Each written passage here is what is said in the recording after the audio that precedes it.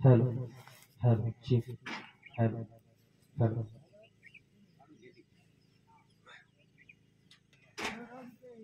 Hello hello Hare Ram Ram Ram Hare Hare Hare Krishna Krishna Krishna Hare Hare Hare Ram Ram Ram Hare Hare Hare Krishna Krishna Krishna Hare Hare Pundalik वरदे हरि विठ्ठल श्री ज्ञानदेव तुकाराम पंढरीनाथ भगवान की जय माऊली ज्ञानेश्वर महाराज की जय जगद्गुरु तुकाराम महाराज की जय सद्गुरु परम पूज्य गंगागिरी महाराज की जय।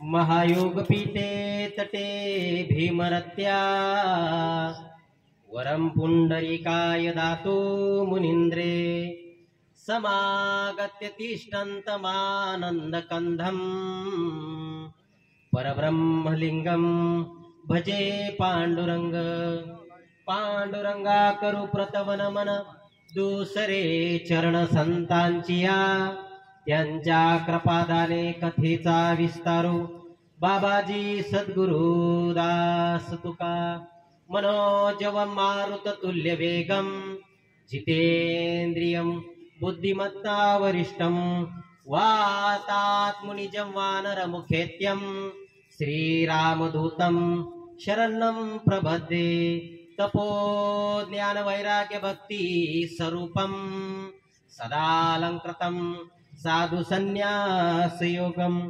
मुख्यस्य वेदांत शास्त्रार्थ नीतिं नमो नारायण गिरी परब्रह्म स्वरूपं निश्चयाचा महामेरु बहुत जनासी आधारू अखंड स्थितीचा निर्धारू श्रीमंत योगी यशवंत कीर्तिवंत सामर्थ्यवंत वरदवंत नीतिवंत जानता राजा जयांची केली स्मरण ओ यस कळ विद्येचे अधिकरण तेची वंद श्री चरण श्री गुरूंचे ते नमस्कारो नियाता उपजे ते नासे नासिले ते पुनरपि दिसे हे घटिका यंत्र तैसे परिभ्रमेगा। प्रस्तुत प्रसंगी प्राप्त स्थळी प्रवचन रूपी सेवेकरता निवडलेली ओवी ज्ञानियांचे राजे महावैष्णव ज्ञानोबाराय यांच्या ज्ञानेश्वरीमधील अध्याय क्रमांक 2 ओवी क्रमांक 59 आजच्या या प्रवचन रूपी सेवेकरता निरूपणाकरता निवडलेली आहे आणि त्याचं कारण आपण सर्व जाणता आहात। आज आपल्या या वैजापूर नगरीमधील सर्वांची सुपरिचित असणारे या ठिकाणी कैलासवासी रवींद्र कैलास पाटील नाईकवाडी यांना या इहलोकीची यात्रा संपून आज 10 दिवस पूर्ण होत आहे आणि त्या निमित्तानं असणारी ही प्रवचन रूपी सेवा बघा त्यांच्या पश्चात फार मोठा असा असणारा परिवार आहे। त्यामध्ये त्यांचे वडील श्री कैलास पर्वत नाईकवाडी, आई विमल कैलास नाईकवाडी, त्यांच्या पत्नी गंगा भागीरथी कल्पना रवींद्र नाईकवाडी, गणेश कैलास नाईकवाडी भाऊ आहेत। त्यानंतर सुनीता बबन इंगळे या त्यांच्या भगिनी आहेत, अनिता दीपक नवले, वनिता सुरेश सूर्यवंशी, सुरिका गणेश नाईकवाडे, त्यानंतर महेश गणेश नाईकवाडी हा पुतणी आहे, सोनाली सोमनाथ पाडेकर, साक्षी गणेश नाईकवाडी या पुतणी आहेत, तृप्ती रवींद्र नाईकवाडी मुलगी आहे, तनुजा रवींद्र नाईकवाडी मुलगी आहे, त्यानंतर साई रवींद्र नाईकवाडी हा असणारा त्यांचा मुलगा आहे। फार मोठा परिवार त्यांच्या पश्चात आहे आणि त्या निमित्तानं असणारी ही प्रवचन रूपी सेवा बघा महाराज या ओवीमध्ये माऊली ज्ञानोबाराय या ठिकाणी सांगतायत, जो जन्माला आला आहे त्याचा मृत्यू निश्चित आहे आणि जो मृत झाला आहे त्याचा जन्म निश्चित आहे. यावर श्लोक सुद्धा आलेला आहे, जातस्य ध्रुवम मृत्यू ध्रुवम जन्म मृतस्य. या श्लोकामध्ये सुद्धा भगवंत अर्जुनाला उपदेश करताय. प्रसंग असा आहे बघा, कुरुक्षेत्रावरती युद्ध चाललंय कौरव पांडवांचं, आणि कुरुक्षेत्रावरती युद्ध चाललेलं असताना अर्जुनानं आपल्या गांडीव धनुष्याला बाण लावला आणि तो बाण सोडणार तर समोर पाहतो कोण? अरे समोर सगळे आपलेच, आपले मामा आहे, आपले पुतणे, आपले गुरु, ज्यांनी आपल्याला विद्या शिकवली ती आपले गुरु, आपलं इष्ट गणगोत, सगळे सोयरे भाऊबांध सगळे समोर. बाण चालवावा कोणावर? आपल्या माणसावर. अर्जुनाचं अवसान गळून गेलं आणि अर्जुनाने रथावरती धनुष्यबाण ठेवून दिला. आता त्या रथावरती जगाचे मालक बसलेले. बघा, तुमच्या जीवनामध्ये तुम्ही जीवन जगत असताना तुमच्या सोबत माणसं कोण आहे यावरून तुमच्या जीवनाची दिशा आणि दशा ठरत असते. संगत तुम्हाला कोणाची? त्या रथावरती जगाचा मालक कृष्ण भगवंत आहे. कृष्ण भगवंतानी पाहिलं अर्जुनाचं अवसान गळून गेलंय आणि त्या ठिकाणी जिच्यावरून 1000 नोबेल पारितोषिक सुद्धा वळवून टाकले तर कमी पडावी अशी श्रीमद भगवद्गीता उत्पन्न झाली आणि गीता रूपी ज्ञान अर्जुनाला भगवंतानी त्या कुरुक्षेत्रावरती दिलंय. आणि अर्जुनाला सांगताय, पार्था पार्था, तू त्या ठिकाणी स्वतःच्या मनाला असं वाटून घेऊ नको, समजून घेऊ नको की हे तू करतोय ते वाईट कृत्य करतोय. कारण या इहलोकामध्ये जन्माला आल्यानंतर प्रत्येकाला त्या ठिकाणी जे कार्य दिलंय त्याला ते कार्य करायचंय. उपजे ते नासे, नासिले ते पुनर्पिदिसे, हे घटिका यंत्र द्यायचे परिभ्रमेगा. हे कालचक्र आहे. जो जन्माला आलाय तो मृत पावणार आहे, जो मृत झाला तो पुन्हा जन्माला येणार आहे. म्हणून तू तुझ्या अपरिहार्य कर्तव्य पालनामध्ये शोक करण्याचं काही कारण नाही. तू शोक मानून घेऊ नको की मी जे हे करणार आहे याच्यातून काय फलित होणार आहे. हे प्रत्येकाला कोणाला चुकलेलं नाहीये. हा उपदेश त्या ठिकाणी भगवंत त्या ठिकाणी अर्जुनाला करतायत. म्हणून तुमच्या जीवनामध्ये संगत फार गरजेची. तुम्ही कुणाबरोबर राहतात? तुमच्या बरोबर अर्जुनाला बघा, कुरुक्षेत्रावरती त्याचं मनोधैर्य खच्चीकरण झाल्यानंतर अर्जुना बरोबर जगाचा पालन करणारा कृष्ण भगवंत होते म्हणून पांडव जिंकले. त्या ठिकाणी दुसरं कोणी असतं? कृष्ण भगवंत होते. संगत बघा, तुम्ही दैनंदिन जीवन जगत असताना तुमच्या सोबत माणसं कोण आहे त्याच्यावर तुमच्या जीवनाची दिशा आणि दशा ठरते. म्हणून सोबत तुमच्या चांगली माणसं असावी. कृष्ण भगवंतासारखी चांगली माणसं असन तर प्रपंचिक जीवनामध्ये तुम्हाला जर काही अडचणी आल्या, तुम्ही खचला गेलात, तुम्ही काही चुकीच्या वळणावरती जाताय, तर कृष्ण भगवंतासारखे माणसं तुमच्या सोबत असन तर तुमच्या जीवनाला योग्य दिशा दिल्याशिवाय राहणार नाही. त्याच कुरुक्षेत्रावरती कर्ण, अरे कर्णाच्या रथावरती शल्य राजा बसलाय. संगत येऊन तुम्हाला सांगतोय बरं का, मी नेहमी उदाहरण देत असतो. एका बाजूला चांगली संगत आहे, एका बाजूला वाईट संगत आहे. कर्णाच्या रथावरती शल्य राजा बसते. आता तो फार मोठा प्रसंग आहे शल्य राजाचा. शल्य राजा, आता युद्ध होणार म्हटल्यावर यांनी देशदेशीचे राजे आपल्या बाजूला, जसं ग्रामपंचायतची जर निवडणूक असेल तर माणसं काय करतात, एखाद्याच्या मागे जर 5-25 जणांचा लाट असेल तर तो आपल्या पार्टीत कसा येईल हे आपण पहिले पाहतो. तसं कौरव पांडवांचं युद्ध होणार म्हटल्यावर यांनी काय केलं, आपल्या पार्टीत कोण येईल म्हणून प्रत्येक जण. आता शल्य राजा म्हणजे माद्रीचा भाऊ, पांडवांचा मामा. आता मामा म्हटल्यावर कोण लढणार? पांडवांकडून. पण त्या ठिकाणी वाटेमध्ये येताना आपण म्हणतो ना, आदल्या रात्रीची रात्र म्हणजे ती सगळी मतदान फिरवायची रात्र राहते. तसं ह्यो येत असताना कौरवांनी वाटामध्येच याला फिरून घेतलं शल्य राजाला. अगदी त्याची सोय बी, नाश्ता बिष्टा, आहात फार मोठा प्रसंग येतो. आणि याला वाटत फिरून घेतलं. शल्य राजा कौरवांच्या बाजूला लढायचा शब्द देऊन मोकळा झाला. पण हा मामा कोणाचा? आता झाली ना भानगड. ज्याच्या जीवावर ग्रामपंचायतीचं तिकीट भरलं तोच जर दुसऱ्या पार्टीत गेला म्हटल्यावर निवडणूक लढायची कोणाच्या भरोश्यावर? मामा दुसऱ्या पार्टीमध्ये गेला ना. म्हणून पण शल्यराजाने पांडवांना एक शब्द दिला, मी जरी कौरवांच्या बाजूने लढणार असो पण मी एक काम करतो. मी काय करतो, की कौरवांच्या बाजूने एक प्रबळ योद्धा होता कर्ण नावाचा. मी कर्णाच्या रथाचा सारथी होईल म्हणे. काय? कर्णाच्या रथाचा सारथी होईल आणि कर्णाचं मनोधैर्य खच्चीकरण करण्याचं काम करीन, तुम्ही घाबरू नका. महाराज तो सारथी झाला कर्णाच्या रथावर आणि कर्णाच्या रथावर बसल्या बसल्या म्हणे तुझं काही खरंच नाही. काय? तुझं काही खरंय का? तू कोणाचा पुत्र आहे मला माहितीये, तुझ्या गुरुनं तुझी विद्या लोप पावली आणि तुझं काय खरंय का मला सारं तुझं माहिती. महाराज माणूस किती कर्तृत्ववान असू दे, पण आपल्या सोबत असणाऱ्या माणसाने जर आपलं खच्चीकरण केलं ना महाराज, आपलं खच्चीकरण झाल्याशिवाय राहत नाही. तुम्ही किती कर्तृत्ववान असू द्या, लात मारीन तिथं पाणी काढणारे तुम्ही असू द्या, पण आपल्या घरातल्यांनी आपल्या समोरच्यांनी आपल्या संघ असणारे जर म्हटलं ना तुझं काही खरं नाही. शल्यराजाने तसंच केलं, कर्णाचं मनोधैर्य खच्चीकरण केलं.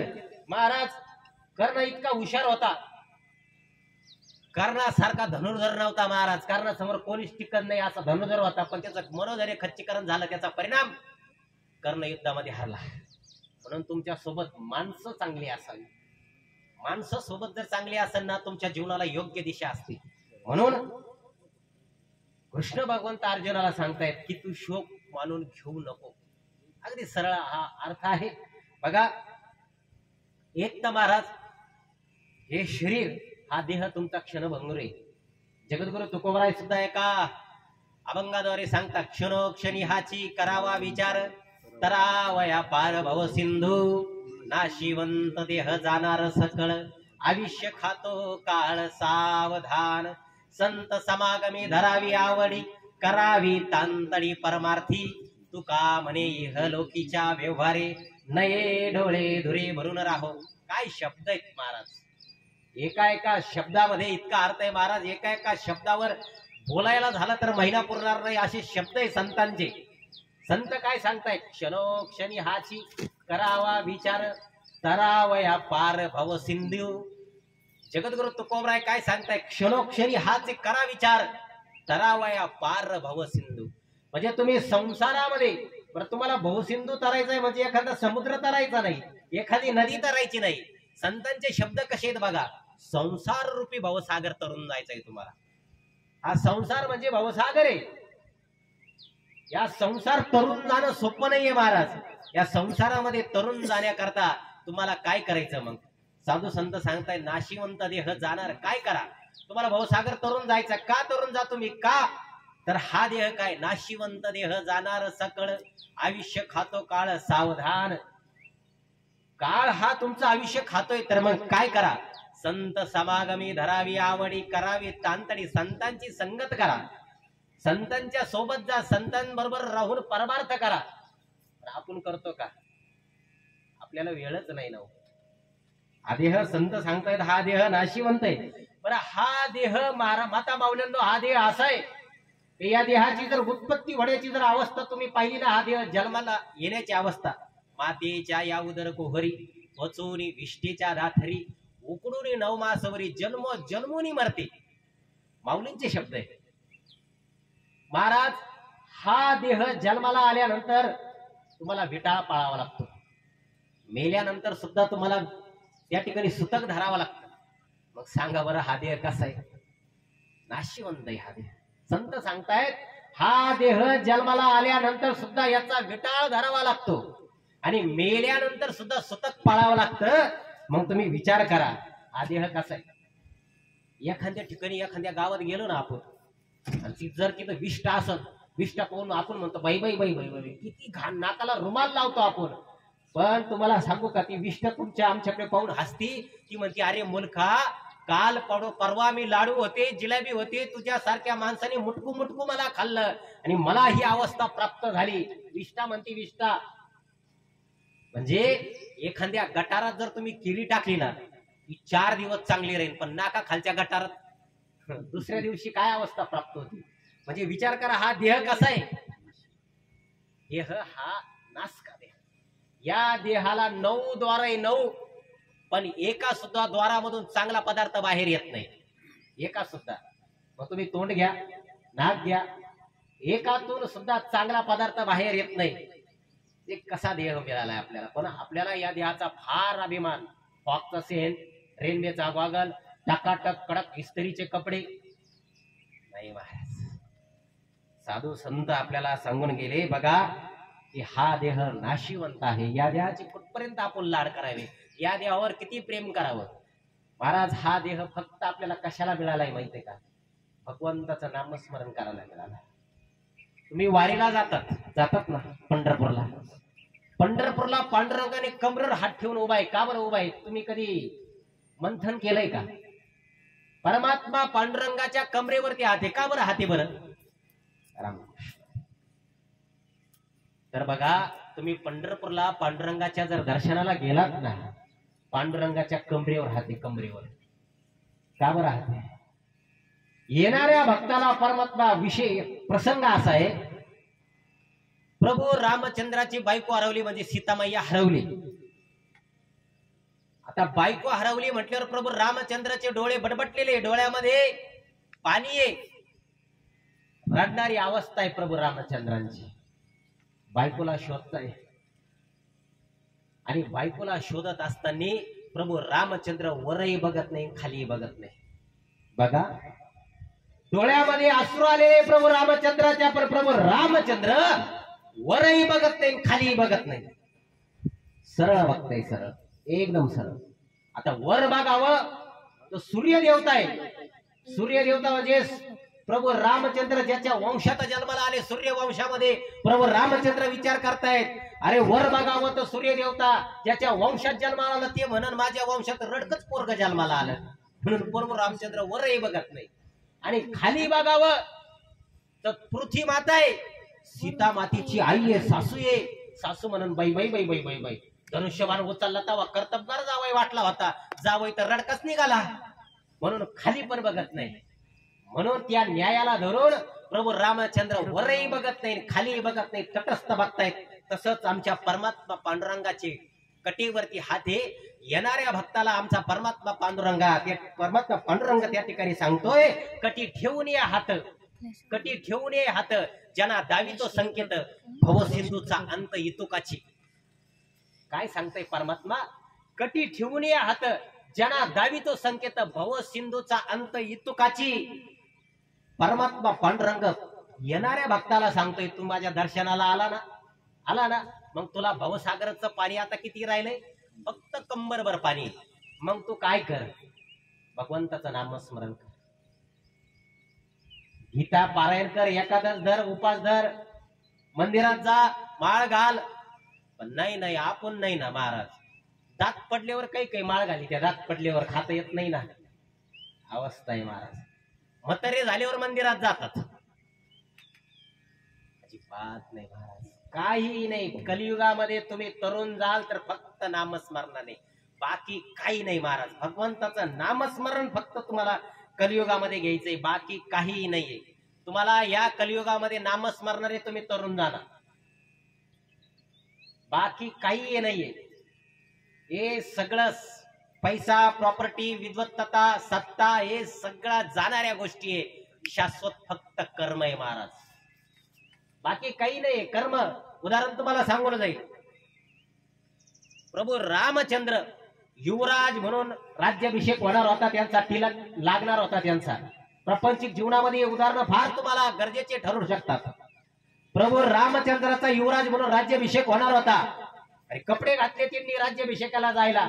बघा नियती कशी असते, राजाचा रंक आणि रंकाचा राजा केव्हा होईल सांगता येत नाही. नियती कशी असते लक्षात घ्या, कर्म कसे असतात. म्हणून तुम्ही जीवनात कर्म चांगले करा फक्त, बास. कर्म जर तुमचे कसे असन, कर्म चांगले असन, तर बघा प्रभू रामचंद्र चालले आणि कैकेयीच्या महलातून आला ना निरप, दशरथ राजाचा, तुला बोलावलंय. प्रभू रामचंद्राने कपडे घातले राजा होण्याकरता आणि महलामध्ये गेले. अवस्था बघते, बाप रडतोय कोपऱ्यात बसून दुसू, आणि कैकेयी माता तिथं उभी अगदी नागिनी सारखी. आणि प्रभू रामचंद्राला सांगण्यात आलं, आता वनवासाला जायचंय. म्हणजे जो माणूस कपडे घालून राजा व्हायला जाणार होता, नियती फिरली, कर्म फिरले, वल्कले नेसून जंगलामध्ये जावं लागलं महाराज. तुमची आमची काय अवस्था आहे?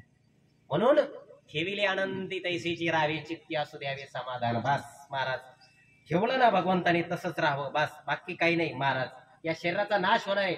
बघा मरण हे सत्य आहे, हे तुम्ही जाणून घेतलं पाहिजे. या शरीराचा नाश होणार आहे. तुम्ही जन्माला आल्या आल्या सटवाई काय करते, तुमच्या कपाळावर टाक टाकून जाते, टाक. आणि त्याच्यानुसारच हे तुम्हाला जगावं लागतं महाराज. म्हणून या देहाची तीन प्रकारे या देहाचा नाश होतो बघा. तीन प्रकारे शास्त्रामध्ये नाश सांगितलेला आहे. एक स्वतोनाश, दुसरा आश्रय नाश आणि तिसरा परत नाश. तीन प्रकारे माता माऊलींना शरीराचा नाश होतो. एक स्वतोनाश म्हणजे आपोआप शरीर जागच्या जागी नष्ट होणे, म्हणजे आंबा केळी हे आपोआप सोडून नष्ट होतात बघा. दुसरा नाश आहे आश्रय नाश, म्हणजे एखाद्या विमानामध्ये किंवा एखाद्या बसमध्ये तुम्ही बसला, त्या बसचा ऍक्सिडेंट झाला आणि ऍक्सिडेंट झालेल्या बसमधील माणसं मरून गेली, विमान क्रॅश झालं आणि विमानाच्या आश्रयाने बसलेली माणसं मरून गेली, याला म्हणतात आश्रय नाश. आणि तिसरा नाश सांगितलेला आहे शास्त्रामध्ये परत नाश. जमिनीच्या वादावून बांधावून भांडणं झाली, चुलत्याने टाकली पुतण्याच्या डोक्यात काठी आणि काठी टाकली, पुतण्याला दवाखान्यात ऍडमिट केलं, दुसऱ्या तिसऱ्या दिवशी पुतण्या गेला. म्हणजे एखाद्याने आपल्या शरीरावर वार करून माणूस जर मेला त्याला म्हणतात परत नाश. असा तीन प्रकारे शास्त्रामध्ये नाश सांगितलं आहे. हे शरीर नाश काय, हे शरीर कुस काय, हे शरीर जाणारे महाराज. या शरीराचा ग्रास करण्याकरता काळ टपून बसलाय. घरामध्ये उंदर असतात पा, उंदर, आणि ते उंदर जर चुळबुळ माता माऊलीला घरात उंदर पयाच्या डाब्यात घुस, शेंगदाण्याच्या डाब्यात घुस, उंदर चुळबुळ करायला लागली तर घरात एखादी मांजर असत तर दाबा धरून बसती उंदराला धरायला. एकदम तिची अवस्था पा कशी असते, अशी एकदम तसा काळ टपून बसताय. जसं उंदराला धरायला मांजर कशी टपून बसती, तसा काळ आपल्या शरीराचा ग्रास करण्याकरता टपून बसलाय. काळ सावध आहे, पण तुम्ही आम्ही सावध नाही, आपण बेसावध आहे महाराज. आपण म्हणतो काय आपलं कोण वाकडं करीत, सगळं आहे आपल्याकडे. आपलं कोणीच वाकडं, गावात अगदी थाटात चालत महाराज. आपल्याला काही गरज नाही कोणाची, नाही ना महाराज. काळ हसतो आपल्याकडे पाहून, येडे नाही हसू नको. म्हणून आपल्या डोळ्यामध्ये प्रसिद्धीचा, सत्तेचा, विद्वत्तेचा धूर आहे, हा गेला पाहिजे. आणि आपण काही नाही, काहीच करायचं नाही महाराज. तुम्हाला सांगू, ठेविले आनंदी आहे तसं राहायचं महाराज. सत्यात आडवं यायचं नाही. भजनांची टीम असेल तर त्याच्यात 2 टीमा करायच्या नाही. आता फार झालं महाराज. हा एकदम साधे, सत्याच्या पंक्ती उडवायच्या नाही. एखादा महाराज जर येणार असेल त्याच्याबरोबर जिनी बोलावलं, त्याच्याबरोबर आपलं वाकडं असेल तर त्या महाराजला सांगून तिकडं थांबवायचं नाही. काही काय म्हणजे त्याचं काय खरं, येऊ नका तुमचं पाकिट भरीन का नाही माहित नाही. महाराज येतच नाही ना महाराज. लोकांच्या लेकी बाळीचं लग्न मोडायचं नाही. एखाद्याचं लग्न जमलं ना त्याला सांगायचं, विचार ना का आपल्याकडे जर आली ना मग खूप चांगला आहे, तो पोरगी सुखात राहील. बस काहीच करायचं आहे तसं राहायचं, कुणाच्या वाकड्यात घुसायचं नाही. बस बाकी काही नाही. कारण हा देह जाणार आहे ना महाराज. ह्या देह शाश्वत नाहीये महाराज. हा देह पशु पक्ष्यांना मिळाला, पशु पक्ष्यांना हा देह मिळाला, पण कळाला का नाही कळाला. इंद्रादिक देव म्हणतात हा देह आम्हाला मिळावा, स्वर्गीचे अमर इच्छिताती द्यावा, मृत्यूलोकी व्हावा जन्म आम्हा. पण त्यांना हा जन्म मिळेल का, त्यांचं पुण्य संपल्याशिवाय जन्म मिळेल हा सांगता येत नाही. आणि पुण्य संपणारच नाही त्यांचं, पण पुण्य संपल्यावर सुद्धा हा देव मिळेल का नाही माहिती ना. कारण 84 लक्ष येऊन फिरायची ना माता माऊल्यांना. 84 लक्ष येऊन नंतर शेवटचा जन्म आहे.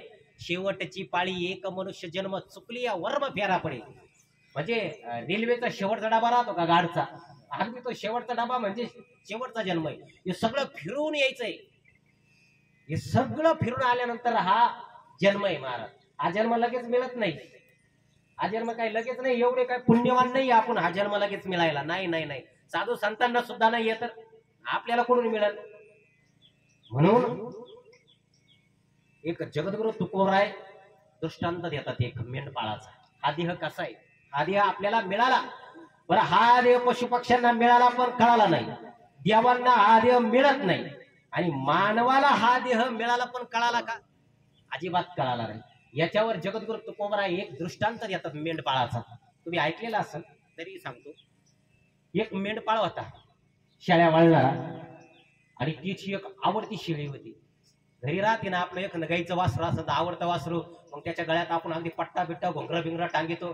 तशी ती मेंढपाळ्याचं आहे ना आवडती शेळी होती. त्या आवडत्या शेळीच्या गळ्यात तिने पट्टा बांधलेला होता मस्त, आणि त्याला शेळ्या वळता वळता आहे ना एक चकाकणारा खडा सापडला. तो चकाकणारा खडा त्या मेंढपाळानं त्या आवडत्या शेळीच्या गळ्यामध्ये बांधला. तो शेळ्या वळीत होता.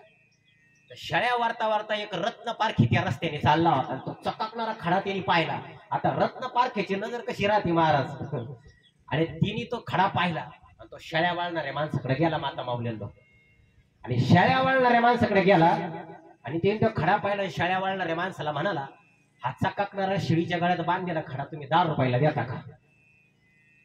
असं म्हणता क्षणी तो माणूस जरा बुद्धू होता. तो म्हणाला, घरी जाऊन बायकोला विचारतो म्हणे आणि मग तुम्हाला सांगतो. काय होता तो माणूस? बुद्धू होता. आता संसारात प्रपंचात दोन्ही हुशार असून चालत नाही बरं का, नवरा आणि बायको. प्रपंचामध्ये जर दोन्ही जर हुशार असेल तर टांगा पलटी घोडा फरार होतो. टांगा माहिती तुम्हाला? टांग्याला जर दोन्ही अगदी तरवाज बैल जर जोडले ना महाराज, ती पाठी सोडून पुढच्या काय तो बसणारा चालकाला पलटी करून तो टांगा कुठे पळून जातो. कारण ते बैल कसे राहतात आगरी. दोन्ही संसारात हुशार होऊन चालत नाही. संसार रसा तळाला जातो. माता माऊलींनो, संसारात जर बायको हुशार असेल, नवराही हुशार असेल तर घालील टांगण वंदिना चरण डोळ्यानी पाहिजे हे निस्ती आपड धोपड धापक धुपक चालत घरामध्ये. म्हणून संसारामध्ये दोन्ही हुशार असून चालत नाही. संसारामध्ये दोन्ही बुद्धू असून चालत नाही. संसार रसा तळाला जातो. संसारामध्ये एक हुशार असावा आणि एक बुद्धू असावा. एक हुशार असावं. जसं टांग्याला एखादा घोडा तरबेज असेल तो थोडा गोर जरा, तेव्हा तो टांगा नीट चालवतो. तसं संसारामध्ये सुद्धा एक हुशार असावा आणि एक बुद्धू असावा. म्हणजे बायको जर खूप बोलणारी असेल तर नवरा ऐकून घेणारा असावा. जर नवरा ऐकून घेणारा नसेल तर मग, आणि नवरा खूप तापड असेल तर बायको ऐकून घेणारी. जसं एखादा वनवा पेटला तर पुढं भिजण्याकरता त्याला काहीतरी लागतं ना, तसं घरात संसारात सुद्धा पेटलं तर एखादा भिजवणारा. तसं साधू संत सांगतायत की त्या मेंढपाळाची बायको जरा हुशार होती. आता बायकोच हुशार आहे महाराज. सगळं आता ते आता 35% 65% गेलंय. आता काय लाडकी बहीण मुळे ऐकतच नाही महाराज. त्यामुळे तिची बायको हुशार होती. हा गेला घरी, बायको पण आली तिची. बायकोला तिने सांगितलं रत्न पारखेने म्हणे तो चकाकणारा शेळीच्या गळ्यातला खडा मागितला म्हणे. बायको हुशार होती. बायकोने लगेच कंबर फासला. कोण आहे म्हणे, चला. तिथं गेली, त्याच्याकडे पाहिलं. ती म्हणली 10 रुपयाला काय आम्हाला द्यायचं नाही बाई. तो म्हणे 100 देतो 100. ती बाई म्हणे 100 पण द्यायचं नाही. हा म्हणे 1000 देतो. त्या बायकोला वाटलं काय ते दाल में कुछ काला आहे, डाऊट आला तिला. ती म्हणे आता तर आम्हाला द्यायचंच नाही म्हणे. या रत्न पारख्याला यांच्या अज्ञानाची कीव आली आणि तो रत्न पारखी म्हणाला, बाई तुमच्या अज्ञानाची मला कीव येते. हा जो खडा आहे ना म्हणे, हा साधा खडा नाहीये. हा खडा म्हणे परीशी परीस. हा खडा याच्यापासून तुम्हाला पाहिजे ते मिळेल, पण अज्ञान असल्यामुळे कळाला नाही. चिंतामणी कळाला नाही. हा चिंतामणी कळाला नाही म्हणून तिने कुठं बांधला? शिळीच्या गळ्यात बांधला. तसा हा चिंतामणी देव भगवंताने आपल्याला दिला, आपल्याला कळाला का? जसा त्या मेंढपाळाला चिंतामणी मिळाला, तिने कुठं बांधला? शिळीच्या गळ्यात. आता त्या खड्यापासून त्याला पाहिजे ते मिळू शकत असतं, पण त्याला कळाला का? तो कळालाच नाही. तसा हा देह भगवंताने आपल्याला दिला, पण आपल्याला कळाला का? आपण त्याचा अनाठाही वापर करतो. एक गुरु आणि शिष्याची जोडी होती. गुरु शिष्याची. पूर्वीच्या काळी गुरु शिष्य म्हणजे काही पाहिलं नको. आणि त्या गुरुनं काय केलं, एक हिरा दिला शिष्याला, हिरा. आणि त्याला सांगितलं बाजारात जाईन याची किंमत विचारून ये, पण विकू नको बरं का. शिष्य गेला. पूर्वीचे शिष्य ऐकायचे. पोरही बापाचे ऐकायचे, बायकोही नवऱ्याचे ऐकायचे, गुरुही शिष्याचे ऐकायचे, शिष्यही गुरुचे ऐकायचे. आता अवघडी महाराज. पोरं म्हणतात बापाला तुम्हाला काही कळत नाही. परिस्थिती बिकट झालेली आहे. पहिल्याच गाडीनं तिकीट आहे आपलं. आता ही 85-90ची पिढी तर कसं तरी कणस कुठं भाकरी खाऊ घालतील, पण आता इंस्टावरची व्हॉट्सअपवरची पिढी सोडून द्या महाराज. अवघडे. म्हणून बघा, ते शिष्य गेला बाजारात, गेला. मेथीवाली बाई बसली होती, मेथीची बाडी. चला 10च्या 2, 10च्या 2, 10च्या 2, 5ला 1, 10च्या 2, 10च्या 2, 15ला 3. तो गेला तिच्याकडे. तिला तो खडा दाखवला. तिला खालवर केला. ती म्हणाले 2 मेथीचे जोडे देते म्हणे नातवाला खेळायला, काम होईन घरी. तो म्हणा मला काही द्यायचं नाही. पुढं रेशन दुकानदाराकडे गेला, धान्य दुकानदाराकडे. धान्य दुकानदाराने खालवर केला आणि पाहिला. धान्य दुकानदार म्हणे 1 तांदळाचं पोत देतो बाबा तुम्हाला. तो म्हणा मला काही द्यायचं नाही. पुढं सोनाराकडे गेला. सोनाराने खालवर खालवर करून पाहिला. सोनार म्हणाला 1000 रुपये देत होतो म्हणे. नाही नाही 1000 किंमत आहे काय. परत पारखून पाहिला म्हणे 10,000 द्यायला हरकत नाही. तो म्हणाला मला काय द्यायचं नाही. हिऱ्याच्या पिढीवर गेला, हिऱ्याच्या व्यापारीकडे. हिऱ्याच्या व्यापाऱ्याने पुसू पुसू पाहिला, खालवर करून भिंग लावून पाहिला. त्यांनी ओळखला हा हिरा आहे, पण याची निश्चित किंमत करता येणार आहे. तो म्हणाला 10,000 रुपये देतो म्हणे. हा म्हणाला मला काय द्यायचं नाही. हा गेला गुरुकडे आणि गुरुला 4 ठिकाणच्या 4 किमती सांगितल्या. गुरु म्हणाले अरे बाबा, ही माणसं सुद्धा देहाची अशीच किंमत करतात. संसारात राब राब राबतात, मिठीच्या जोडीची किंमत. संसारात राब राब राबतात, मिठीच्या जोडीची किंमत. हा देह व्यसनात घालवतात, 1 पोते तांदळाची किंमत. आणि या देहाला समाज सेवेकरता लावतात, सोनाराची 10,000 रुपये किंमत. पण या देहाची खरी किंमत साधू आणि संत करतात 1,00,000 रुपये किंमत. महाराज तुम्ही साधू संतांकडे गेलात ना, महाराज साधू संतांनी हा आपला देह फक्त आणि फक्त भगवंताच्या नामस्मरणावर लावलाय, बाकी काही नाही. हा देह फक्त आणि फक्त भगवंताचं नामस्मरण ते करतात, बास, बाकी काहीच नाही महाराज. म्हणून साधू संतांकडे आपण गेलं पाहिजे, साधू संतांना शरण गेलं पाहिजे. शरण जाण्याचे फायदे महाराज, साधू संतांना तुम्ही शरण जा, तुम्हाला आयुष्यात कुठलाही कष्ट उपभोगायला मिळणार नाही. म्हणून साधू संतांना आपण शरण गेलं पाहिजे. बघा, या देहात आपण आल्यानंतर, माणूस गेल्यानंतर काही विधी सांगितलेला आहे गरुड पुराणामध्ये. प्रेताचा दाह विधी. माणूस मेल्यानंतर प्रेताचा दाह करावा अग्नी. कारण भगवंताने या पृथ्वी तलावर देवाचा दूत पाठवलाय, त्याचं नाव आहे अग्निदेवता, देवाचं दूत आहे. आणि पंचतत्वातून मिळालेलं शरीर, हे शरीर आपल्याला पंचतत्वामधून मिळालेले. आणि हे पंचतत्व ब्रह्मदेवानं हे शरीर निर्माण केलं. 5 ज्ञानेंद्रिय, 5 कर्मेंद्रिय, 10 नाड्या, 10 वायू आणि 10 तत्व या शरीरामध्ये टाकले. 5 ज्ञानेंद्रिय टाकले, 5 कर्मेंद्रिय टाकले, 10 नाड्याचं सायपन केलं. जसं 5 एकराचं वावर असतं आपण कसं सायपन, तसं 10 नाड्याचं सायपन भगवंताने. सगळी सूक्ष्म माहिती, आता खूप वेळच आहे ही माहिती सांगायला. 5 ज्ञानेंद्रिय टाकले, 10 तत्वाचं शरीर भगवंताने तुम्हाला आम्हाला दिलं. पृथ्वी जल अग्नी वायू आकाश मन बुद्धी अहंकार, आत्मा आणि परमात्मा नावाचं शेवटचं तत्व. 10 नाडे, येडा पिंगळा सुषमरा गांधारी गज जीवा अस्ति जीवा, त्या 10 नाड्याचं सायपन करून ठेवलं. 10 वायू तुमच्या शरीरामध्ये, प्राण अपान व्यान उदान समान, नाग कुर्म कृकल देवदत्त धनंजय. 5 ज्ञानेंद्रिय, 5 कर्मेंद्रिय. भगवंतानी सगळं फुकट दिलंय, पण आपल्याला किंमत नाही ना फुकटची महाराज. फुकटची किंमतच नाही. या पृथ्वी तलावरती 70% पाणी. तुम्हाला सत्य सांगतो बरं का, किती पाणी आहे पृथ्वी तलावर? 70% पाणी आहे पृथ्वी तलावर, पण 1 जारचं पाणी प्यावं लागतं. काय अवस्था आहे महाराज. 70% पृथ्वी तलावरती पाणी असताना विकत बिस्लरीचं जारचं पाणी तुम्हाला आम्हाला प्यावं लागतं. काय अवस्था करून ठेवली महाराज आपण. पूर्वीच्या काळी जर पाणी भरायला वावरात गेलं तर दांडात झोपून पाणी पित होतो, नदीमधल्या झेरामध्ये झोपून पाणी पित होतो. आता दूषित करून टाकलं. तुम्हाला MIDC लागतात, तुम्हाला कारखाने लागतात, सगळं पाणी तुम्ही घाण करून टाकलं तुम्ही आम्ही. भगवंतानी हा वायू फुकट दिलाय. MIDC आल्या, कारखाने आले, वायू प्रदूषित करून टाकला. येणाऱ्या 5-10 वर्षामध्ये तुम्हाला आम्हाला सेपरेट, जसं आता कामाला कांदे लावायला येणाऱ्या बाईला सुद्धा बांधावरती जार नेऊन द्यावं लागतं. जारच्या पाण्याशिवाय पाणी पित नाही. येणाऱ्या काळामध्ये तुम्हाला आम्हाला 5 लिटरचा सिलेंडर ऑक्सिजनचा पाठीवरती प्रत्येकाला घ्यावा लागणार आहे आणि तोंडाला मास्क लावून हिडावं लागणार आहे. इतकं प्रदूषण तुम्ही आम्ही करून टाकलंय. फुकटच्या गोष्टी भगवंतांनी फुकट नाही. करोनामध्ये ऑक्सिजन भेटत होता का? भगवंतांनी ज्या फुकट गोष्टी दिल्या त्याच्यावर मानवाने अतिक्रमण केलं. त्यामुळे अवस्था अशी झाली की आता आपल्याला काहीच फुकट राहिला नाही महाराज. हा देह सुद्धा भगवंताने फुकट दिला, पण आपण वाम मार्गाला लावला. या देहाला भगवंताच्या नामस्मरणावर लावला नाही. एखाद्या भजनाने जर तुमच्या आमच्या वारकरी पंथातल्या माणसाने जर सांगितलं ना भाऊ माळ घालितो का, तो तुमच्या टोळीत काय आपल्याला यायचं नाही. नामस्मरण करणारा नाव ठेवतात लोक. याचं काय खरंय, गंध लावितो बुक्का लावितो याच्या भानगडी आपल्याला माहिती. आले टाळ कुठे तो नाही महाराज. आपल्याला चांगल्या गोष्टी करता नाही आल्या, वाईट गोष्टी सुद्धा करू नये. प्रेताचा 10 सांगितलेला आहे. मेल्यानंतर प्रेत अग्नीच्या हवाली करावं. कारण ज्या पंचतत्वाने शरीर दिलं ना, पृथ्वी जल अग्नी वायू आकाश, ते पंचतत्वात परत विलीन होतं. भगवंत अवघड आहे काम देवाचं. जे देवाने दिलं ना ते परत तसंच घेतो. पंचतत्वामध्ये तुम्हाला शरीर दिल्यानंतर अग्नीच्या हवाली केल्यानंतर अग्नी नावाचं तत्व आहे आणि ती झालेली तुमची राख आपण परत पाण्यामध्ये विसर्जित करतो. पाणी नावाचं तत्व आहे. गेले का? ओम फटस्वा.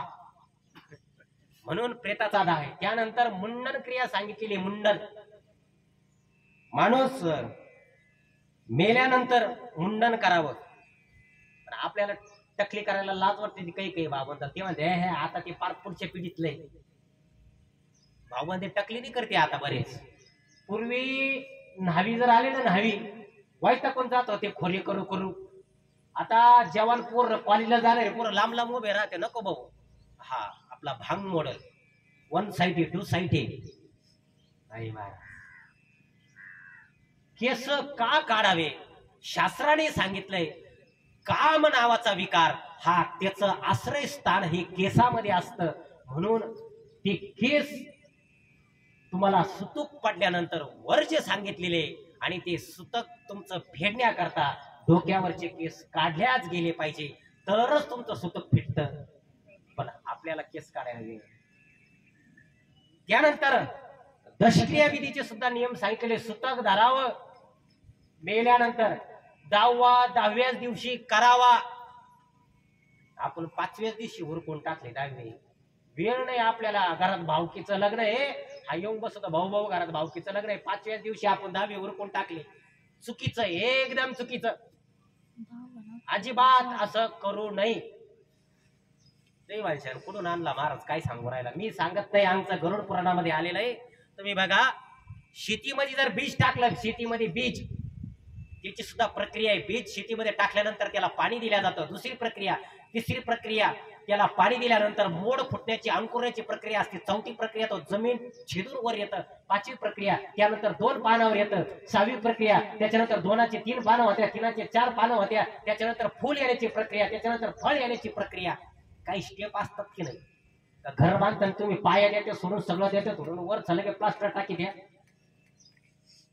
आईच्या गर्भामध्ये सुद्धा गर्भ प्रविष्ट झाल्यानंतर प्रक्रिया सांगितलेली आहे. 3ऱ्या महिन्यातच स्पष्ट होतं मुलगा आहे का मुलगा. आता बंदी त्याच्यावर. त्याच्या आत कुठलाही डॉक्टर सोनोग्राफी करत नाही. प्रक्रिया आहे ना. पण तुम्ही 5व्या दिवशी 10वे उरकून दिल्यावर मेलेल्या माणसाला सद्गती कसं काय मिळेल? मेलेल्या माणसाचं शरीर उत्पन्न होत असतं. तुम्ही 5व्या दिवशी उरकून टाकल्यावर या पुढच्या क्रिया होईल कशा? म्हणून 10व्या दिवशी केला पाहिजे. आपल्याला वेळ नाही, फास्ट झालो आपण. दशक्रिया विधीचे काही गरुड पुराणामध्ये नियम सांगितलेले. दशक्रिया विधीचे मनुष्य मेल्यानंतर 24 तासाच्या आत यमाचे दूत, त्याला 2 दूत येतात, पाशामध्ये बांधतात आणि त्याला घेऊन जातात चित्रगुप्ताकडे. सगळा बायोडाटा आहे तुमचा तिथं. तुम्ही दैनंदिन जीवन जगत असताना तुम्ही वाईट कर्म करा, चांगले कर्म करा. तुम्ही म्हणतात या खाऊन कोणी पाहिला, ह्या मजा करून कोणी पाहिला. याचे सीसीटीव्ही कॅमेराला शटडाऊन नाही, डीपीवर फ्यूज जाणं नाही. हा याचा सीसीटीव्ही, चित्रगुप्ताचा सीसीटीव्ही कॅमेरा 24 तास चालू राहतो आणि तो भाट कसा तुमच्या आल्यावर सगळ्या नोंदी करून ठेवितो, तसं त्या चित्रगुप्ताकडे तुमच्या सगळ्या नोंदी आहे. तुम्ही मेल्यानंतर 24 तासाच्या आत चित्रगुप्तासमोर उभं केल्या जातं आणि तुम्ही केलेल्या पाप पुण्य कर्माचं सगळं भाकीत वाचल्या जातं. 24 तासानंतर तुम्ही जिथं देह ठेवला तिथं परत आणल्या जातं आणि तो तिथं आल्यानंतर यमाच्या पाशामध्ये बांधल्यानंतर तो सगळ्यांना रडताना पाहतो. आपली बायको रडती का, आपली आई रडती का, कोण रडतय, कोण खरं रडतं, कोण खोटं रडतं, त्याला सगळं दिसत, सगळं तो पाहतो. तो जीवात्मा सगळं पाहतो आणि तो वारंवार त्याच्या शरीरात प्रवेश करण्याचा प्रयत्न करतो. त्याला वाटतं आता याच्यात परत आपण जावं, पण यमाने पाशामध्ये बांधल्यामुळे तो असमर्थ होतो. आणि मेल्यानंतर तो जीवात्मा 13 दिवस तिथंच राहतो, तो कुठंच जात नाही. 13 दिवस तुम्ही काय काय करते तो सगळं पाहतो. म्हणून मेल्यानंतर या सगळ्या विधी अगदी व्यवस्थित पद्धतीने केल्या पाहिजे. कारण तुम्ही या विधी जर व्यवस्थित केल्या नाही तर मेलेल्या माणसाला उत्तम सद्गती मिळत नाही आणि त्याला बाकीचे कर्म पुढचे भोगण्याकरता अडचणी निर्माण होतात. म्हणून हे सगळे पिंडदान सुद्धा केला पाहिजे. तुम्हाला सुतक पडल्यानंतर पलंगावर जो पाणी पाजतो तिने पलंगावर बसलं नाही पाहिजे. गरुड पुराणामध्ये आले नाही. पलंगावर त्याने बसलं नाही पाहिजे. कुणाच्या पायाने पडलं पाहिजे, कुणाला आशीर्वाद नाही दिला पाहिजे, कुणाचा आशीर्वाद घेतला नाही पाहिजे. आणि 10व्याला 10 पिंड सांगितलेले. 10 पिंड, हे 10 पिंडदान तुमचे 10व्यापर्यंत झालेच पाहिजे. आता ते कसे कसे माणूस मेल्यानंतर तो जीवात्मा कसा उत्पन्न होतो तुम्हाला कधी मी सांगून जातो. आता इथं तुम्हाला माणूसच तयार करून दाखवेल. मेल्यानंतर पहिला पिंड आपण देतो. पहिला पिंड दिल्यानंतर पहिल्या पिंडापासून मस्तक तयार होतं. लक्षात घ्या, सूक्ष्म माहिती तुम्ही आता सर्व जाणकार श्रोते आहात. पहिल्या पिंडातून मेलेला माणूस जो राहतो जीवात्मा, पहिला पिंड जेव्हा तयार करतो आपण, तर यमदूत काय करतात, त्या पिंडाचे 4 भाग करतात. 2 भाग यमाचे दूत स्वतःला घेतात. 2 जण आलेले राहतात. 2 भाग स्वतः घेतात. 3रा भाग मेलेल्या त्या जीवात्म्याला खायला देतात. 3रा भाग. आणि 4थ्या भागातून त्याचं शरीर उत्पन्न होतं. पहिल्या पिंडातून हातभर लांबीचं शरीर. पहा, वर्षभरापर्यंत हातभर लांबीचं शरीर राहतं आणि वर्ष श्राद्ध शेवट की हातभर लांबीचं गळून इतभर होतं. त्याला म्हणतात वायुदर. आता हातभर लांबीचं त्याला यातना देह म्हणतात. बा तुम्ही संज्ञा लक्षात ठेवा. हातभर लांबीचा यातना देह, वर्ष श्राद्धानंतर वायुरूपी देह. आता पहिला पिंड दिल्यानंतर मस्तक तयार होतं. पहा, आता मी सांगितलं 5व्या दिवशी 10वे उरकण्याचे परिणाम. 10 दिवस का 10वा करावा, कारण 10 पिंड आपण देतो. पहिल्या दिलेल्या पिंडातून मस्तक तयार होतं. 2ऱ्या दिवसाच्या पिंडातून मान तयार होते. 3ऱ्या दिवसाच्या पिंडातून पृष्ठभाग पाठीचा तयार होतो. 4थ्या दिवसाच्या पिंडामधून बिंबी तयार होते. 5व्या दिवसाच्या पिंडातून पोट वगैरे तयार होतं. 6व्या दिवसाच्या पिंडातून कंबर तयार होतं. 7व्या दिवसाच्या पिंडातून मांडे आणि जनेंद्रिय तयार होतं. 7व्या दिवसाच्या पिंडातून, 8व्या दिवसाच्या पिंडातून गुडघे तयार होतात. 9व्या दिवसाच्या पिंडातून पाय तयार होत्या आणि 10व्या दिवसाच्या पिंडात शरीर उत्पन्न झाल्यानंतर 10व्या दिवशी तो आहार रूपात प्राप्त झालेला राहतो. 10व्या दिवसाच्या पिंडातून त्याला भूक लागलेली असते. म्हणून आपण 10व्याच्या दिवशी पिंडाला मेलेल्या माणसाच्या आवडतीचा पदार्थ ठेवतो. 10व्या दिवशी आपण नाही म्हणत का 10वे रामकृष्ण. 10व्या दिवसाच्या पिंडातून, 10व्या दिवसाच्या पिंडात तो आहार रूपात प्राप्त झालेला राहतो. म्हणून मेलेल्या माणसाला 10व्या दिवशी त्याचा आवडतीचा पिंड आपण ठेवतो. कोणाला चहा आवडत असतो, कोणाला गायछाप, कोणाला काय तर कोणाला काय. कावळा शिवल्यावर नाही का आजोबाच आहे त्याला ते होतं ते ठेवा. कारण का, हे बोगस नाहीये महाराज. आपलं शास्त्र पुराण हे अजिबात नाही महाराज. तुम्ही विज्ञान एका बाजूला ठेवा आणि आपले पोथी पुराण एका बाजूला ठेवा महाराज. विज्ञानाच्या कसोटीवर आमचे शास्त्र पुराण उतरल्याशिवाय राहत नाही. मी स्वतः डॉक्टर आहे, तुम्हाला सांगतो. देह उत्पन्न झाल्यानंतर त्या प्रक्रिया असतात आणि माणूस मेल्यावर सुद्धा प्रक्रिया असतात. या विज्ञानाच्या सचोटीवर तुम्ही ठेवा. 10व्या दिवशी त्याच्या देहात भूक उत्पन्न झालेली असते. म्हणून 10व्या दिवशी आवडतीचा पिंड ठेवला जातो. बरोबर, ही झाली 10व्यापर्यंत. त्याच्यानंतर 11व्या 12व्या दिवशी आपण पिंड देतो आणि 13व्या दिवशी जो आपण 13व्याचं पिंड देतो, 13व्या दिवशी यमाचे दूत त्याला महापथावरती आणतात आणि 13व्यापासून त्याचा सौम्यपुरापासून शेवटचा धर्मभावनापर्यंत वर्ष श्राद्धापर्यंतचा प्रवास त्याचा सुरू होतो. 13व्यापासून 13व्यापर्यंत जीवात्मा इथंच राहतो. तुम्ही काय काय करीत ते पाहतो. म्हणून दशक्रियाच्या विधीच्या दिवशी, बरं आता तुम्ही दशक्रिया विधीच्या दिवशी तिथं 2 ते 3 गोष्टी तुम्ही बारकाईने बघा. गुरुपिंड करतात, पिंड. आणि पिंड केल्यानंतर त्या ठिकाणी काकस्पर्श होतो. बरोबर, काकस्पर्श होत असताना कोणाचं लक्ष राहतं बरं. काकस्पर्श होताना कोणत्या पिंडाला कावळा शिवल्यानंतर गरुड पुराणामध्ये वर्णन आलंय. ब्राह्मण देवता माता माऊलीनं 3 प्रकारचे पिंड देतात, तयार करतात ब्राह्मण देवता.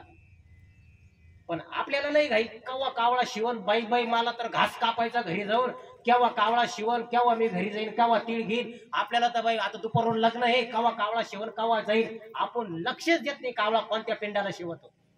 वेळच नाही ना. अष्ट झालंय सगळं. मेलेल्या माणसाचे ब्राह्मण देवता 3 पिंड करतात आणि 3 पिंड केल्यानंतर ते पिंड ठेवल्या जातात पूर्व, पश्चिम आणि दक्षिण. त्याला झेंडा लावला जातो. पूर्व बाजूला एक ठेवतात, पश्चिम बाजूला एक ठेवतात आणि दक्षिण बाजूला एक ठेवतात. त्या पिंडाला, कोणत्या पिंडाला कावळा शिवल्यानंतर मेलेला जीवात्मा कोणत्या त्याला अवस्था प्राप्त होती त्याचं भाकीत गरुड पुराणात आलंय. पण आपण पाहतच ते कोणत्या पिंडाला कावळा शिवला. आता मी तुम्हाला सांगून जातो. दशक्रिया विधीला गेल्यानंतर कावळा कोणत्या पिंडाला शिवल्यानंतर तो मेलेल्या माणसाला कोणती गती मिळते ते त्याच्याहून ठरतं. आता पूर्व बाजू, पश्चिम बाजू आणि दक्षिण बाजू असे 3 पिंड ठेवल्या जातात. आता जर पूर्व बाजूच्या पिंडाला प्रथम जर काकस्पर्श झाला, तिने तो खाल्ला आणि झेंडा पाडला पूर्व बाजूच्या पिंडाला, तर त्याची सरली येर झाला सफल व्यापार. पूर्व बाजूचा पिंड काकस्पर्श प्रथम झाला, त्याची सरली येर झाला, आता त्याची जन्ममरणाच्या फेऱ्यातून तो मुक्त झाला, त्याची येर सरली. पश्चिम बाजूच्या पिंडाला जर कावळा जर शिवला, उत्तमची गती तो एक पावेल, उत्तमची भोगीला जीवखानी, उत्तम गतीला तो जातो. आणि दक्षिण बाजूचा जर काकस्पर्श सर्वप्रथम जर झाला, हरिविन जन्म नरकाची पैजाना यमाचा पाहुणा, तो नरकात जातो. हे शास्त्रात गरुड पुराणात सांगितले, पण आपण पाहत नाही महाराज. ही गती तिची त्याच्याहून कळते. बरं हे झालं. बरं आता पिंडाला कावळाच का बरं शिवतो बरं? काही काही नास्तिक लोक असतील बसलेले, मी म्हणत नाही महाराज, कथाकार, कीर्तनकार, प्रवचनकार, भजनी जर हिंडत असते, नास्तिक लोक समाजात तितके झाले. आपल्या देवाला नाव ठेवतात. तुमचे प्रभू रामचंद्र होतेच का? जाऊन पाय तो पुलकुनी बांधला. लय नास्तिक लोक आहे समाजात. त्यांना उत्तर आहे आता इथं माझं. नास्तिक लोक बोलतात काय खरंय, या विधी आपण करतो, या विधी तिथं भेटत आहे का? हे पिंड इथं देतो त्या माणसाला भेटत आहे का? अरे भाऊ, पोरगी जर लंडनला असेल तर इथून तिकडे फोनपुरीला लागतो कस काय? आमच्या धनंजयने सगळं घडणारं महाभारत तिथं सांगितलं होतं. आता तुम्ही व्हिडिओ कॉल करीत या, तेव्हाचा व्हिडिओ कॉल आमच्या संजयने केला होता. आमचं शास्त्र, आमचं धर्म, आमचं पुराण कालही श्रेष्ठ होतं, आजही श्रेष्ठ आणि उद्याही श्रेष्ठ राहणार महाराज. आता कावीळ झालेल्या माणसाला सगळं पिवळं दिसत. आता त्याला जर उमजूनच घ्यायचं नसतं तर आपण किती भोकू भोकू सांगा. बघा, हा कावळ्याच्या याच्यावर होतो.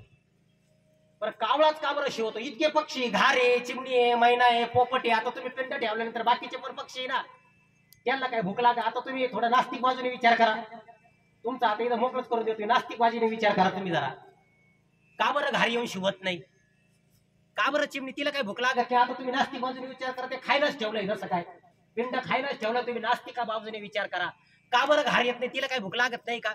का बरं चिमणी येत नाही? का बरं साळुंकी येत नाही? कावळाच काय येतो? शास्त्र इथं राम विजय कथासार मध्ये शेवटच्या अध्यायामध्ये आलेली कथा तुम्हाला आता सांगतो. कावळाच का बरं शिवतो माता माऊलींनो? प्रमाणे त्याला इथं प्रमाणा वाचून, याच्या वाचून काही नाही. इथं सगळे महाराज. प्रभू रामचंद्र वनवासाला असताना चित्रकूट पर्वतावरती गेले. कावळाच का बरं शिवतो? चित्रकूट पर्वतावरती गेले वाल्मिकी ऋषींच्या आश्रमामध्ये आणि तिथं होम करत होते.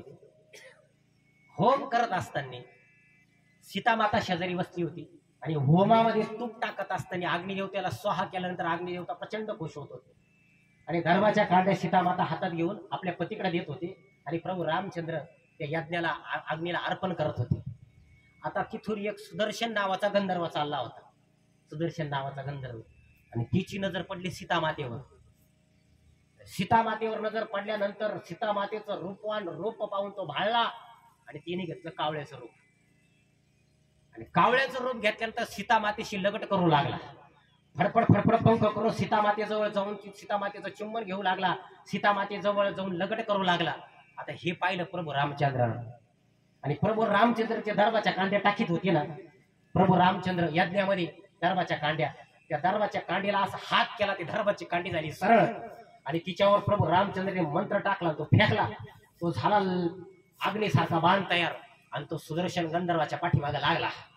आता हा जे प्रत्येकाच्या घरापाशी जाऊन दरवाजा ठोकू लागला. इंद्राकडे गेला, दरवाजा ठोकला. आता हे देव सारे अंतर्यामी, त्याला माहिती हिने काय भानगडी केली. तेव्हा भाऊ तू काय आपल्या दरवाजा तुला काय ओपन नाही, बिगर चहा पाण्याचा हातीतून निघाला. सगळ्या देवाच्या दरवाजे हिने ठोकले. कोणताच देव, कारण तिने कृत्यच असं केलं होतं. कृत्यच असं केलंय म्हणे अजिबात नाही. आता हा पळत असताना हा पुढं बाण माग, हा पुढं बाण माग, बाण काय पिच्छाच सोडवणार. त्रिभुवनात सगळीकडे गेला पण बाण काय पिच्छाच सोडणार. आणि आता वाटेमध्ये नारद महर्षी चालले होते, नारायण श्रीमन नारायण करीत चालले. आणि नारद मुनींनी पाहिली भानगडन. आता नारद मुनी विचारलं काय बाबा काय झालं. तो आणि असं असं झालं म्हणे, तो बाण काय मा पिच्छाच सोडीना. त्यावेळेस नारद मुनींनी सांगितलं की ज्याच्यामुळे तुला ही अवस्था, ज्याच्यामुळे तुला ही अवस्था प्राप्त झाली आणि ज्यांच्यामुळे तू पळतोय आणि ज्यांनी बाण तुझ्या पाठीमागे लावले, तू त्यांच्याकडे गेल्याशिवाय हे आता संकट भेटणार नाही. तू प्रभू रामचंद्राला शरण जा, कारण शरण जाण्याचे फायदे खूप झाले. शरण शरण हनुमंता, शरण हनुमंत आला दिव्य केली काया. शरण प्रल्हाद तो आला हिरण्य कश्यपू मारिला. कारण शरण आलेल्याला भगवंत महाराज तारतो. तू त्याला शरण जा म्हणे, प्रभू रामचंद्रांना शरण जा. तो गेला आणि प्रभू रामचंद्रांपाशी गेला आणि हात जोडले, देवा माझ्याकडून चूक झाली, मला माफ कर. पण प्रभू रामचंद्र म्हणाले, माझ्या भात्यातून निघालेला बाण परत येत नाही, तो बाण आता परत येणार नाही. तिने गयावया केली. बाणाला सांगितलं प्रभू रामचंद्रांनी, बाणाला सांगितलं तू एक काम कर, याचा आता जीव घेऊ नको, पण याचा एक उजवा डोळा तू फोडून टाक. काय म्हणी, बाण परत येणार नाही माता म्हणून लक्षात घ्या. उजवा डोळा तू फोड, याला मृत्यू तू देऊ नको, याचा जीव घेऊ नको, पण उजवा डोळा फोड. तेव्हापासून कावळ्याला एकच डोळा आहे आणि तो दोन्ही बोबडामध्ये घराघरा फिरतो. आपण नाही म्हणतो काय कावळ्याची नजर यायची. तेव्हापासून कावळ्याला एकच डोळा आहे आणि कावळ्याला दोन्ही बोबडामध्ये एकच डोळ्याने दिसतं. आणि तो गयावया करायला लागला, देवाला म्हणला, देवा मला काहीतरी उपशाप द्या म्हणे, तुम्ही असं नका करू म्हणे. मग त्याला सांगितलं, परत देवाने शाप दिला त्याला सांगितलं, तू सीता मातेचं चुंबन घेण्याकरता धावलास, लक्षात ठेव तू आयुष्यभर विष्ठाच भक्षण करशील. कावळा आजही विष्ठाच खातो आणि सगळ्या पक्षामध्ये तू कनिष्ठ गणला जाशील. कावळा जवळ आले कोणाला वाटतो का बगलत घ्यावा. पोपटाला आपण घरात पाळीतो, कावळा कोणी पाळलेला पाहिला का. कावळा हा सगळ्या पक्षामध्ये कनिष्ठ गणला जातो. आणि तिने हात जोडले, देवा एवढं माझ्यावर हे करू नका, मला काहीतरी उपशाप द्या. मग देवानी सांगितलं, देवानी त्याला उपशाप दिला. देवानी सांगितलं, मेलेला माणूस जेव्हा मरण आणि त्याचा दशक्रिया विधी असेल आणि त्याचा पिंड केला जाईल, त्याला जेव्हा तुझा स्पर्श होईल काकस्पर्श, आणि तुझा काकस्पर्श झाल्याशिवाय मेलेल्या जीवात्म्याला उत्तम गती मिळणार नाही. म्हणून आजही दशक्रिया विधीला काकस्पर्श झाल्याशिवाय त्याला गती मिळत नाही. म्हणून कावळा शिवतो, ही कथा आहे, दुसरा कोणी शिवत नाही. शास्त्र आहे महाराज, हे लावून दिलंय. का बरं दुसरा येत नाही बरं. पोपट शिवलेला कधी तुम्ही पाहिला का माता माऊल्यांना. कावळा शिवतो त्याला शास्त्राप्रमाणे महाराज. हे जे आपलं हरवाणी शास्त्र आहे महाराज, कशाच्याही कसोटीवर तुम्ही ठेवू, हे कधी कालबाह्य होणार नाही महाराज. पण आपण नास्तिक, आपण व्हॉट्सअपवाले, इंस्टावाले महाराज, चुकीचं अनुकरण मनुष्य लवकर करतो, चांगलं अनुकरण करायला वेळ नाही महाराज. मी सांगितलं ना, गावात जर भजनी मंडळ असेल याच्यात एखादा नास्तिक गेला तर तो तिचं वाटोळं करून टाकीतो महाराज.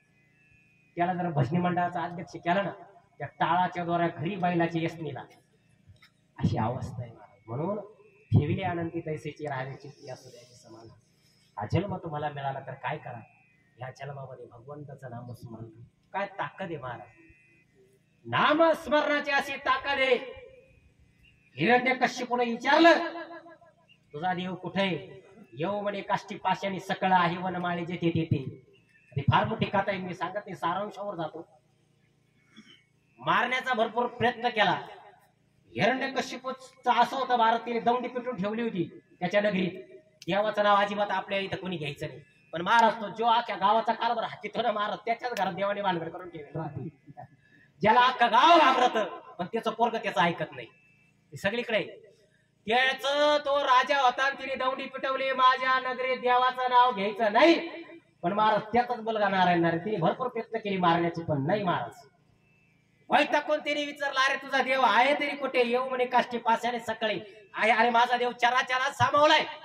खांबा शेजारी उभा होता महाराज. विचारला, खांबात आहे का. आहे. खांबावरती लात मारले दुर्जने, स्तंभे नारायण प्रगटले. लात मारले, कडकड कडकड कडकड आवाज झाला. देवाला हाय त्या अवस्थेत यावं लागलं महाराज. काय ताकद आहे नामस्मरणाची. नामस्मरणाचं तुम्हाला सांगतो, नामस्मरण असं असावं, देवाला हाय त्या अवस्थेत खांबात प्रकट व्हावं लागलं. नामस्मरणाची ताकद. नामस्मरणाची ताकद आहे. द्रौपदी मैयानं नुसतं पकडलं, कृष्ण धावरी लवकरी, संकट पडले भारी, देवाला लगेच यावं लागलं महाराज. नामस्मरणाची ताकद, नामस्मरण असं असावं. जगद्गुरु तुकोबरायचा प्रसंग. जगद्गुरु तुकोबराय रात्र न कळे दिवस न कळे, अंगी खेळे दैवत, रात्र दिवस. अरे जगद्गुरु तुकोबरायने पांडुरंगाच्या दर्शनाला गेल्यानंतर पांडुरंगानं मान खाली घालावी इतकी ताकद जगद्गुरु तुकोबरायची कशाची होती? भक्तीची ताकद, नामस्मरणाची ताकद होती. पण आपण आई बापाला मान खाली घालायला लावते आपली पोरं. नामस्मरणाची जगद्गुरु तुकोबरायची ताकद फार मोठी होती महाराज. म्हणून नामस्मरण तुमचं चांगलं असावं, भगवंताचं नामस्मरण करावं. या जन्मात तुम्ही आल्यानंतर बास, बाकी काही सत्य नाही महाराज. मरण शाश्वत आहे. मी आधी सांगितलं, तुमचा पद, पैसा, प्रॉपर्टी, विद्वत्ता, या सगळ्या गोष्टी एक दिवस जाणार आहे. शाश्वत फक्त तुमचं मरण आहे आणि तुम्ही केलेले कर्म आहे. मरावे परी कीर्ती रूपी मरावे. तुमची कीर्ती फक्त पाठीमागे राहत असते महाराज, काही नाही बस. म्हणून कर्म चांगले असावे बस. बाकी तुमची कसलीच नोंद होणार नाही. कारण तुम्ही मेल्यानंतर 13व्या नंतर जो तुमचा प्रवास आहे, मला वेळ झाल्यानंतर सांगा, 13व्या नंतर जो प्रवास आहे, तर 13व्या नंतर जो तुम्हाला सौम्यपुरापासून सौम्यपूर, शौर्यपूर, गजेंद्र भवन, नगेंद्र भवन, सुतप्ता भवन, हे सगळे भवन आहे, 16 भवन. या भवनांचा तुम्हाला प्रवास करायचा आहे. 84 लक्ष नरक यातन्यात तुम्हाला भोगायचे आहे. याच्यामध्ये वाईट आणि चांगले दोन्ही कर्म आहे. जशा नाण्याला दोन बाजू असतात, छापा आणि काटा, तसं तुम्ही चालत असताना तुम्हाला दोन्ही प्रकारचे कर्म आहे. तुम्ही जर चांगलं कर्म केलं असेल तर तुम्हाला शाल्मली नावाचा वृक्ष नाही, तुम्हाला वैतरणा नावाची नदी नाही, तुम्हाला जंगम नावाचे राक्षस, जंगम नावाचा राजा आहे त्यांनी केलेल्या यातना तुम्हाला नाही. शाल्मली नावाचा वृक्ष आहे. तुम्ही जर वाईट कर्म केले असेल तर शाल्मली नावाच्या वृक्षाला उलटा टांगी त्याला मारीची झोडी ती यमाची किंकर हे सपासप धोपटून काढी द्या. तुम्ही जर चांगले कर्म केले असेल तर शाल्मली नावाचा वृक्ष नाही. तुम्हाला वैतरणा नावाची नदी आहे. त्या नदीमध्ये काय फिल्टरचं पाणी नाही प्यायला. पोहे, विंचय, साप आहे, अशी रक्ताने भरलेली, पाणी भरलेली नदी आहे आणि ती नदी फसफसत असते. तुम्ही जर चांगले कर्म केले असेल तर तुम्हाला वैतरणा नावाची नदी नाही. तुम्ही जर वाईट कर्म केले असेल तर यमाचे दूत त्याला विचारतात, तुझ्या पाठीशी काही पुण्याचे संचित पुण्य तुझ्या पाठीशी आहे का? तो अरे देवा, मस्तक जोडतो. हे पण लागत का? म्हणजे हा, इथं जायला काही तिकीट लागत नाही, इथं जायला पेट्रोल भरावं लागत नाही. ही वैतरणा नदी ओलांडायला तुला वडीत बसायला तुला पुण्य लागतं. ते पुण्य तुमच्या पाठीशी लागतं. म्हणून मेल्यानंतर खरी भानगड. जिवंतपणे तुम्ही काय करताना त्याची पावती मेल्या, आपण म्हणतो ना जिवंतपणे कोण पाहतं, काय कोणी मेल्यानंतर पाहिला, पण मेल्यानंतर तुमचे संचित तुमच्या बरोबर जे असेल ना, तर मेल्यानंतर तुमचा जो वर्षभराचा प्रवास आहे त्या प्रवासात तुम्हाला हे संचित लागतं. ही प्रॉपर्टी तुम्ही बरोबर नेतात, बंगला नेत नाही, गाडी नेत नाही, तुमचे कर्म सोबत नेतात आणि ते कर्म तुम्हाला प्रत्येक ठिकाणी, प्रत्येक महिना, पहिला महिना, दुसरा महिना, तिसरा महिना, जे आपण वर्ष श्राद्धापर्यंत घालतो ना, त्या महिन्याचे कुंभक सेवन करण्याकरता तुम्हाला पुण्य तुमच्या पाठीशी लागतं, तरच ते तुम्हाला मिळतात.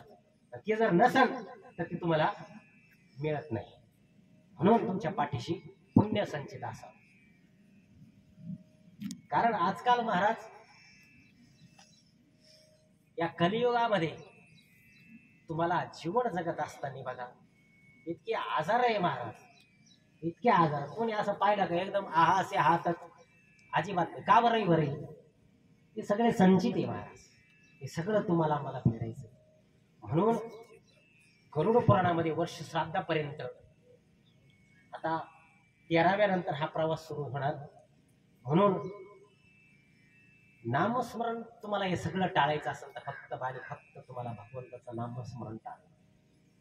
म्हणून घरातली तुमची संतती, घरातले तुमचे असणारे सर्व माणसं, घरातले असणारे मुलं, येणाऱ्या मुलांना तुम्ही काय देताय, घरात असणाऱ्यांबरोबर तुम्ही कसे वागताय, तुमचं समाजामध्ये वागत असताना तुम्ही कसे वागताय, सगळं याच फक्त तुमच्या सोबत येणार आहे, बाकी काही येणार नाही. म्हणून घरामध्ये ज्येष्ठ असावे, कुटुंब एकत्र असावं, सगळे तुम्हाला घरामध्ये असावे. त्यामुळं संतती चांगली येते, मुलांना संस्कार चांगले मिळतात. कारण आजकाल बघा, क्या भरोसा इस जिंदगी का साथ नहीं, काहीच भरोसा नाही महाराज. क्षणामध्ये काय होईल तरुण जात आहेत. आज काय रवींद्र नाईकवाडी दाजी माझे सोबत खेळलो बागडलो, पण महाराज ज्याचं भरलंय त्याला जावं लागणार आहे. त्या बाकीच्या गोष्टी निमित्त मात्र असतात, त्या गोष्टी कारण मात्र असतात, पण तुम्हाला तुमचं बोलावणं आल्यानंतर जावंच लागतं महाराज. इथं कुणी कुणी थांबण्याकरता आलेलं नाही. पण वाईट एवढ्याच गोष्टीचं वाटतं की हे वय नव्हतं. जे तुम्हाला दिलेले कर्म आहे, कर्म धर्म संस्कार सांगितलेले, ते संस्कार अजून अपूर्ण होते. त्या गोष्टी घडाव्या लागत होत्या. अजून संसाराला, प्रपंचाला, आई बापाला गरज असते तुमची जीवनामध्ये, ती गरज पूर्ण व्हावी लागते. मला सोपं नाही घरातला करता माणूस झालं. आपल्याला वाटतं, तर ज्या घरात मनुष्य जातो ना त्याला कळतं. बाप गेल्यानंतर लेकराला कळतं बाप काय असतो, लेकीला कळतं बाप काय असतो. आणि घरातलं लेकरं गेल्यानंतर आईला कळतं काय काय भावना, त्यांची भावना. ही भावना आपण नाही व्यक्त करू शकत महाराज. अरे घरातला करता पुरुष जाणं म्हणजे अंधार होऊन जातो महाराज. सगळा जीवनामध्ये अंधार होऊन जातो. लहान लहान लेकर आहे, पत्नी आहे, बहिणी आहे, वडील आहे, भाऊ आहे, भाचे भाचे आहे. फार मोठा परिवार आहे महाराज. आणि करता मनुष्य गेल्यानंतर महाराज काही खरं नसतं, काय दरारा. पण महाराज कर्म धर्म संयोग असतात, ते प्रत्येकाला ते कर्म आणि वेळ आल्यानंतर हे सगळं तुमच्या हातात आहे, पण आपल्या हातात नाही. लेकरांचा बाप दृष्टीआड झालाय महाराज. हे बाप काय असतो महाराज. फार आठवणी आता लेकरांना समाजात वावरताना, पत्नीला, आईला फार मोठं दुःख आहे. पण आता त्यांना हे दुःख पचावं लागणार आहे. आईला रडून जमणार नाही, बापाला रडून जमणार नाही. कारण जाताना ती लहानगी लेकरं सोडून गेली. बहिणीला रडून जमणार नाही. जाणारा माणूस जातो महाराज, ते पाठीमाग फार अवघड असत, फार अवघड असत. लेक गेल्यानंतर आईचं दुःख प्रत्येकाने वर्णन केलंय. बापाचं दुःख, घरातला करता जाणं, बाप माणूस जाणं, घरातला बाप माणूस जाणं म्हणजे सोपं नाही महाराज. आणि बाप हा बाप असतो, ज्याच्या डोक्याला आयुष्यभर असतो ताप, तो असतो तुमचा बाप. जिजू जिजू संसाराचा गाडा हाकला, घडीवर तू थांबरा, ऐक त्याची धापर, लई अवघड आहे गड्या, उमगाया बापर, उमगाया बापर. बाप बाप असतो, लेक लेक असतो, मामा मामा असतो, भाऊ भाऊ असतो. एक मनुष्य किती भूमिकेमध्ये असतो, पण ती भूमिका असंपत आहे. भगवंताने यश दिलं होतं, पण म्हणतात ना, जिथं लिहिलेलं असतं तो माणूस तिथंच जात असतो. देवाने परत त्याच जागी काय बोलून घ्यावं आणि ती अवस्था प्राप्त व्हावी. फार मोठं दुःख आहे. हे दुःख संपणारं दुःख नाही. मला सांगितलं की प्रवचन तुम्हाला करावं लागेल. मी सांगितलं होतं मला प्रवचन देऊ नका, कारण माझी दाजी माझ्या आत्याचा मुलगा आहे, आठवणी सोबत आहे. आणि ते आस्थेवर महाराज नाही फुटत बोलायला, पण त्यांचा आग्रह होता की तुम्हीच बोला, म्हणून हा योग आज आला. त्यांच्या आत्म्यास उत्तम उत्तम सत्यगती लाभो ही सर्व तुमच्यातर्फे मी भगवंताला प्रार्थना करतो.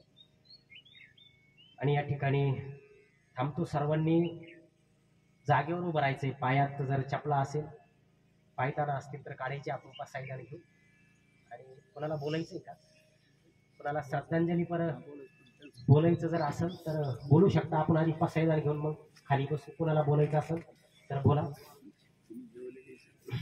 आता विश्वात्मके देवे येणे वागेज्ञ तोषावे तोषोनी मज द्यावे पसाय धान हे जे कळांची व्यंकटी सांडो तया सत्कर्मी रती वाढो भूता परस्परे पडो मैत्र जीवांचे दुरितांचे तिमिर जाओ विश्व स्वधर्म सूर्य पाहो जो जे वांचिल तो ते लाहो प्राणी जात वर्षत सकळ मंगळी ईश्वर निष्ठांची मांदियाळी अनवर्त भूमंडळी भेट तू तया भूता चला कल्पतरूंचे आरव चेतना चिंतामणीचे गाव बोलते जे अर्णव पियुषांचे चंद्रमे जे अलांछन मार्तंड जे तापहीन ते सर्वाई सदा सज्जन सोयरे होतो किंबहुना सर्व सुखी पूर्ण होऊनी तिनी लोकी अजिजो